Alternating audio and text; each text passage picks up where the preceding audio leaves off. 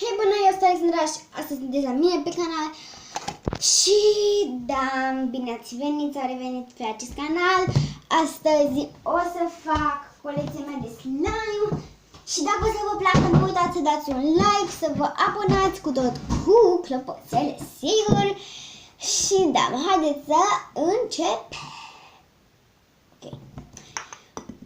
O să las la final 4 slime-uri care sunt preferatele mele.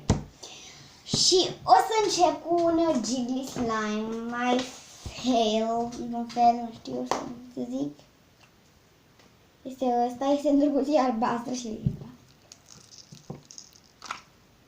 Da.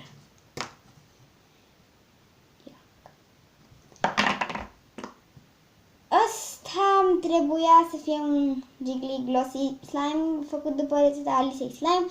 Dar i-am mai pus eu niște chestii și s-a cam întărit, dar da, mi-e super întărit după cum puteți vedea și voi. Da, adică acum nici nu pot să mai fac asta.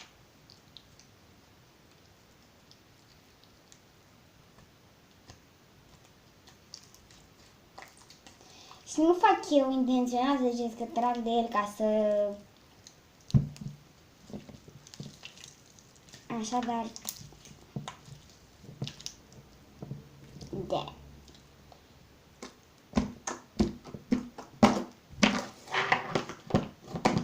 E un fail. După aceea am acest slime portocaliu pe care eu... acesta e Jiggly Glossy Slime. Fail.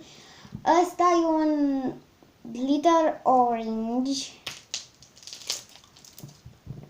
Deci, da, îmi place super mult textura. E foarte clicky. E super stretchy. Haideți să facem un balon. Sper că o să intre balonul în cadru.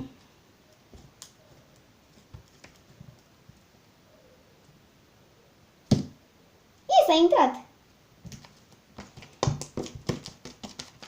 Și este super frumos și se întinde și asta îmi place super mult la el.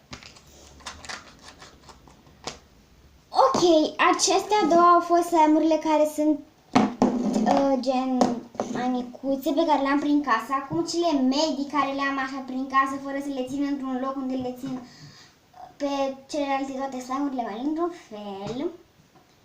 Deci, da. După am acest flum care e un slime mediu pe care îl țin așa prin casă. Deci, da.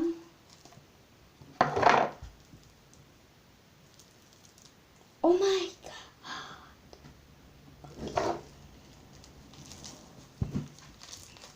Și se întinde, nu foarte mult, dar se întinde.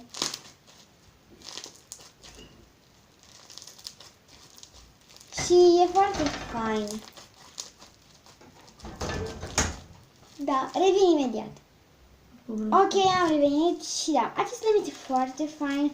L-am îmbibat în flum. Deci, da. Este în această castrolă drăguță pe care am luat-o de la Pepco cu vreo 4 sau 3 lei. Mai știu. După... Ok. După am acest slime care este da, destul de vechi și lasă flum pe jos și pe mâini în mod special. Și uitați cum este slime-ul fără flum.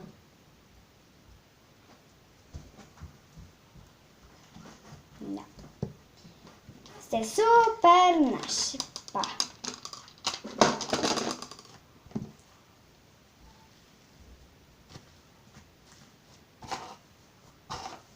Și acest slime în curând o să fie în cel mai mare slime al meu.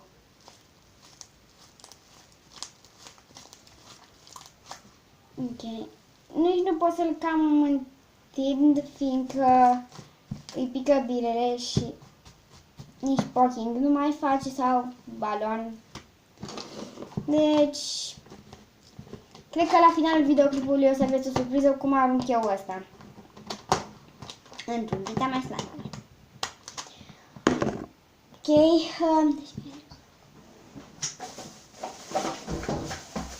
ok, o să continuăm cu acest butter slime care e maro,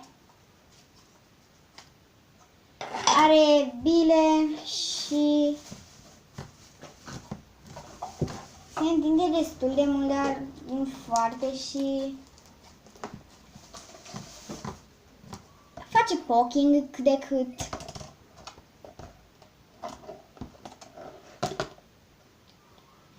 Și da, uitați că e butter.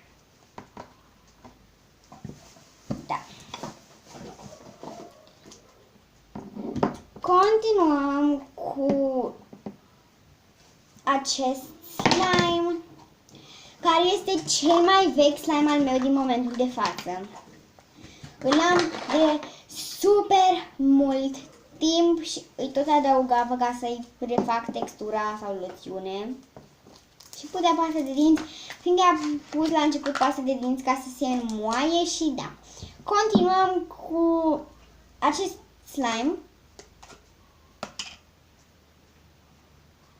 Auziți? Nu știu dacă se aude, sper că se aude.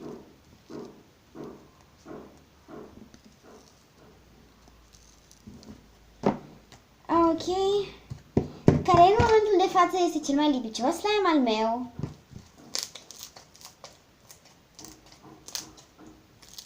Este puțin crunchy, fiindcă i s-a dus tenta aceea de fluffy slime și nu am crezut cu el. Continuăm cu acest slime care este un flum și puțin îngrozitor și acesta este destul de vechi. Putea pasta de dinți amestecată cu miros. Da, nu e foarte straight și e destul, dar nu prea. Haideți să facem un balon.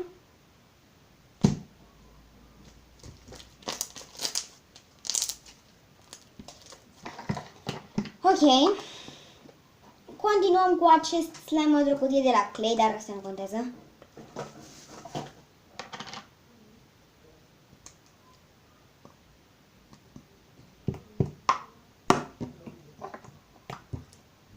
Și da, care în momentul de față este cel mai îngrozitor slime la miros. E? Deci e super nașpa la miros.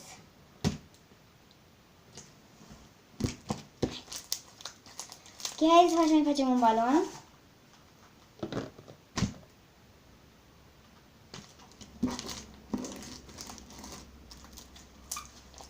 Face poking. La baloane se descurcă, adică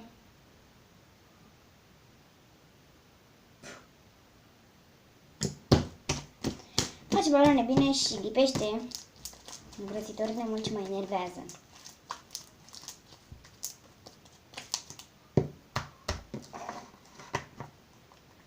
Ok, continuăm cu următorul slime, care este un flum și are și ochișori, googly eyes.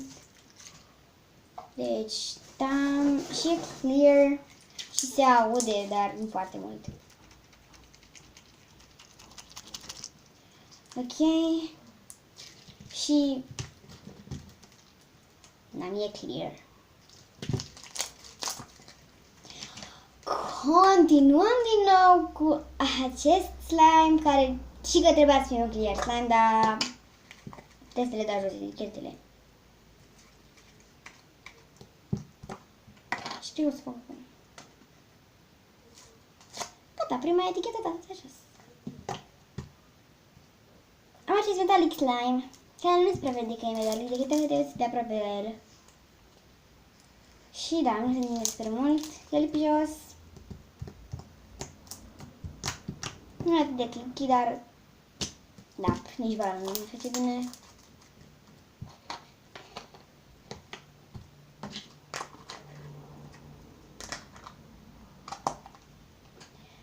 Apoi am acest Flume Slime, deci din nou Flume.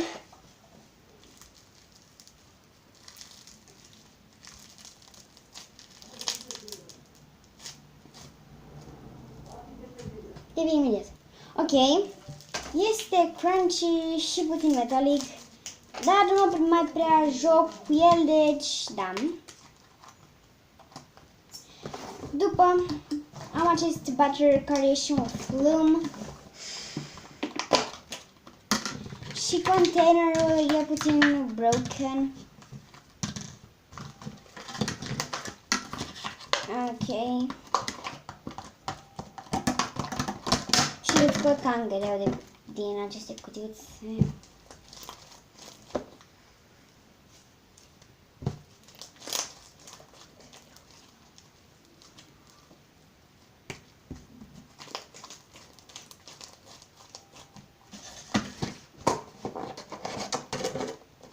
Și îmi place destul de mult, dar e cam, da.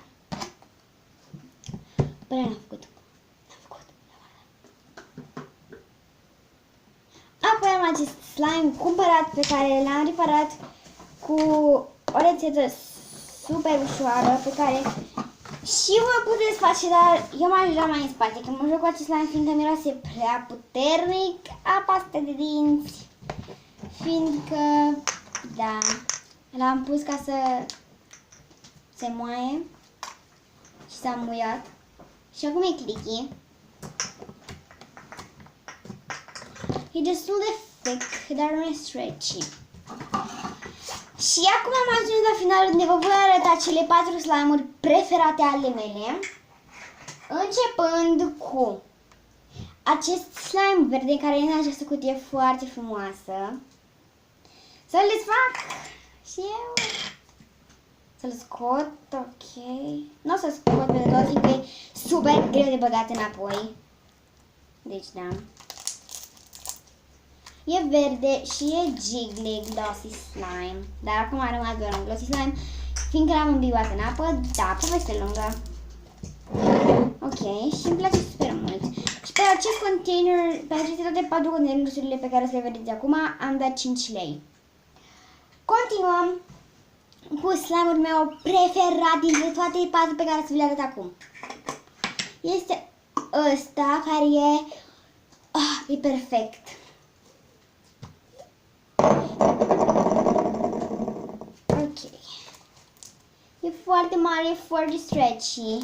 Și cred că o să-mi apun puțină loțiune și puțin ulei de bebeluș. Dacă tu ulei de bebeluș o să mai pun? Nu să-mi apun loțiune. Sau pun și loțiune. De ce nu?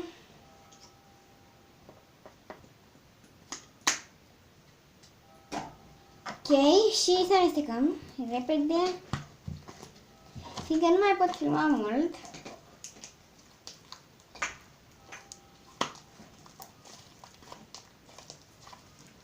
E foarte stretchy și are atât de mulți clipici în el, că zici că i-am pus culoare.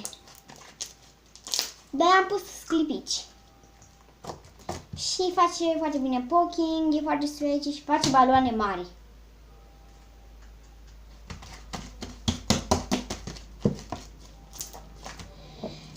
Continuăm cu un slime care ar fi trebuit să fie clear, dar poveste lungă și a devenit așa.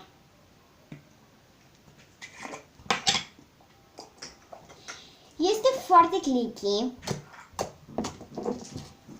are sclipici gri și o să-i mai pun puțin sclipici, cred. Dar nu foarte mult, fiindcă... Da. Ok, cam atât.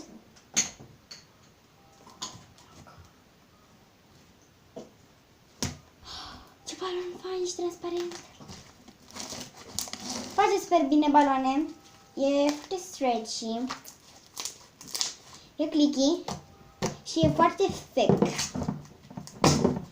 Și ultimul slime este acest banana slime care e super tare, dar nu mai am timp să vi-l arăt. Deci dacă v-a plăcut, nu uitați să dați un like, să vă abonați cu tot cu clopoțel și noi ne vom vedea. Pa!